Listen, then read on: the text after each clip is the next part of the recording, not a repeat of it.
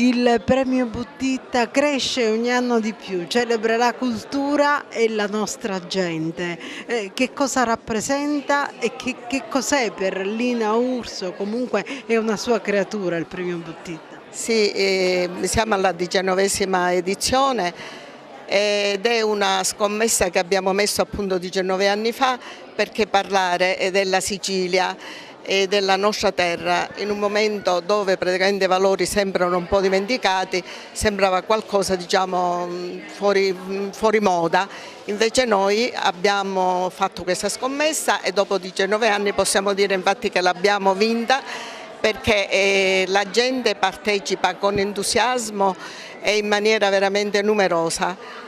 E questo ci fa piacere.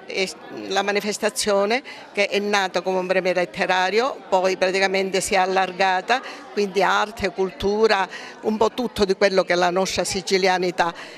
E siamo contenti perché con noi ci sono ogni anno sempre più giovani che continuano e vogliono credere che questa nostra terra è bella, questa terra va valorizzata e va soprattutto riscoperta in tutti i suoi valori. Infatti noi, proprio da un passato glorioso, un passato bellissimo, vogliamo fare nascere un albero orgoglioso per il futuro, non per noi ma per i nostri ragazzi. Antonio Patti, il premio Buttitta è un premio che cresce ogni anno, è un premio che attraverso la tradizione vuole parlare al futuro. Vuole parlare al futuro perché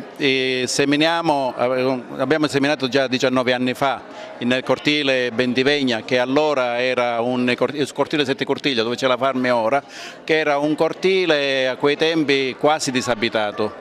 Oggi troviamo la Farme. Il premio eravamo 4 amici, si può dire 4 amici al bar, ora coinvolge tutta la Sicilia e ci sono molti concorrenti che vengono da tutta Italia, quindi vuol dire che il nostro messaggio era un messaggio che era propositivo. Il vero segreto sta, oltre che nella serietà della giuria, nel fatto che abbiamo investito nei giovani.